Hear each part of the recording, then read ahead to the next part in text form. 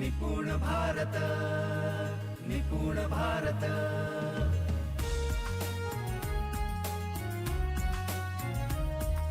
निपुण भारत, निपुण भारत। नमस्कार दोस्तों, कुछ लोगों के दिमाग में ऐसा सवाल होगा, सर मुझे ऐसा लगता है, इसलिए मैं आपको एक अनुभव बताना चाहता हूँ। हमने एक केंद्र में काम शुरू किया था और तब काम शुरू करने के बाद हम तिट्ठा सभा लेते थे। किसी और वीडियो में मैं तिट्ठा सभा का मतलब समझाऊंगा, शिक्षकों के ये काम में आएगा। तो तिट्ठा सभा लेते थे। तिट्ठा सभा में शिक्षक आते थे, उनसे बातचीत होती थी। आपका क्या अनुभव है?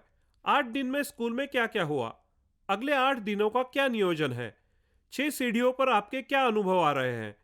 जब इस सीढ़ी पर हमने बातचीत करना शुरू किया कि बच्चों को खुद से सीखने के लिए प्रेरित करना है या इस तरह से काम करना है, तो एक शिक्षक का फीडबैक ऐसे आया जो कि मैडम थी।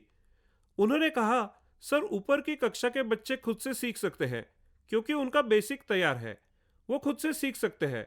लेकिन तुरंत ऊपर की शिक्षा में सिखाने वाले दूसरे शिक्षक बोले, नहीं नहीं मैडम, ऐसा नहीं हो सकता। मुझे ऐसा लगता है छोटे बच्चे जो निचली कक्षाओं में हैं वो खुद से सीख सकते हैं। ऊपर की कक्षाओं के टॉपिक बहुत कठिन होते हैं, इसलिए वो खुद से नहीं सीख सकते। ये 2 वाक्यों से क्या समझ में आता है? मेरी कक्षा के नहीं सीख पाएंगे, बाकी के सीख पाएंगे। इसका मतलब हमें यह लेना पड़ेगा कि किसी भी कक्षा का बच्चा सीख सकता है। पहली कक्षा का बच्चा भी खुद से सीख सकता है और 12वीं कक्षा का भी। हर बच्चा खुद से सीखता है, लेकिन खुद से सीखने के लिए पहली सीढ़ी क्या होगी? उस सीढ़ी से यह तय होगा कि वो कैसे सीखेगा। अभी जो उसको आ रहा है उसके आगे पहली सीढ़ी होगी, फिर उसके आगे, फिर उसके आगे। हर पड़ाव के बाद कोई भी चीज सीख सकते हैं। लेकिन अगर आप पहली कक्षा में हैं और उसके सामने अगर नई चीज नहीं लाएंगे तो उसको सीखने में थोड़ी कठिनाई होगी। सीखेगा ही नहीं ऐसे नहीं, लेकिन थोड़ा कठिन होगा। ये बात अगर हम समझ ले तो फिर ये सब आसान है। तो एक तो समझना होगा कि किसी भी कक्षा का बच्चा खुद से सीख सकता है। कोई भी बच्चा खुद से सीख सकता है। किसी भी स्कूल के बच्चे खुद से सीख सकते हैं। ऐसा दिमाग में बिल्कुल नहीं लाना है कि मेरी तो विजय एंटी की आश्रमशाला है, मेरी तो आदिवासी आश्रमशाला है, और फिर ये बच्चे कैसे सीखेंगे? हर एक व्यक्ति खुद से ही सीखता है। सिर्फ हमको ये पता नहीं, हम ये जानते नहीं, हम वैसे जीते नहीं और हमारे आचरण में हम वो लाते नहीं।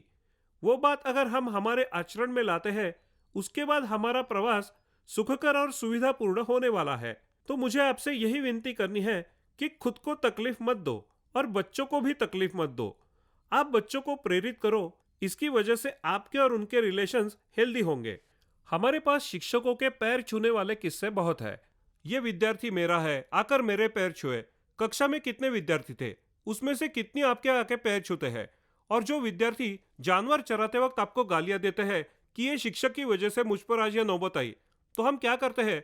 जिस चीज का क्रेडिट मिलता है तब हम बताते हैं कि यह मेरा विद्यार्थी है। पर 50 में से ऐसे कितने विद्यार्थी हैं जिनका आप क्रेडिट ले सकते हैं? जो घर पर बैठे हैं वो किसकी वजह से? मैं इसका दोष शिक्षकों को नहीं देता, ये हमारी एजुकेशन सिस्टम है, उसकी वजह से वो घर बैठे हैं। यह हमें स्वीकारना होगा। और दोस्तों, वो घर पर क्यों है?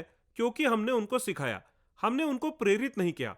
एक बार अगर उनको प्रेरणा मिलती, वो खुद से सीखने लगते, उनका आत्मविश्वास बढ़ता, फिर वो गति से सीखते। आज वो शिक्षण से वंचित रह गए। वो हमारी सीखने की वजह से हो गया है, यह हमें गंभीरतापूर्वक स्वीकारना पड़ेगा। और ये हम स्वीकार नहीं कर पा रहे हैं, तो हम किसी गलतफहमी में हैं। इस गलतफहमी को दूर करना जरूरी है, उससे बाहर आना जरूरी है। अगर ये हम कर सके तो हम हर एक बच्चे को खुद से सीखने के लिए प्रेरित कर सकते हैं। बच्चों को खुद से सीखने के लिए प्रेरित कैसे करें? यह बहुत आसान है, बहुत कठिन बात नहीं, सिर्फ उसको समझना पड़ेगा।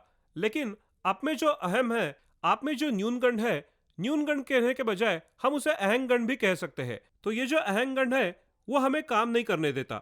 एक उदाहरण मैं आपको बताता हूँ, यह पुस्तक में भी दिया है, लेकिन मैं संक्षिप्त में बताता हूँ। बहुत बार शिक्षकों को ऐसा लगता है बच्चा खुद से नहीं सीख पाता, या फिर बच्चा अगर खुद से सीखेगा तो मेरा काम क्या है? ये जो प्रश्न है, असल में यही प्रश्न हमें क्लिष्ट बनाता है। तो मुझे ऐसा लगता है कि जो काम मैं कर रहा हूँ अगर खुद ब खुद होता है तो फिर मेरी भूमिका क्या है? तो दोस्तों, बिल्कुल भी डरने की जरूरत नहीं है। आपने अगर शारीरिक श्रम कम भी किए, फिर भी आपका बौद्धिक स्तर पर जो काम है वो बहुत सही तरीके से होने वाला है। इसकी वजह से शिक्षक अगर नाराज होगा, शिक्षक का काम कब होगा? काम का मतलब उसका शारीरिक काम कम होने वाला है।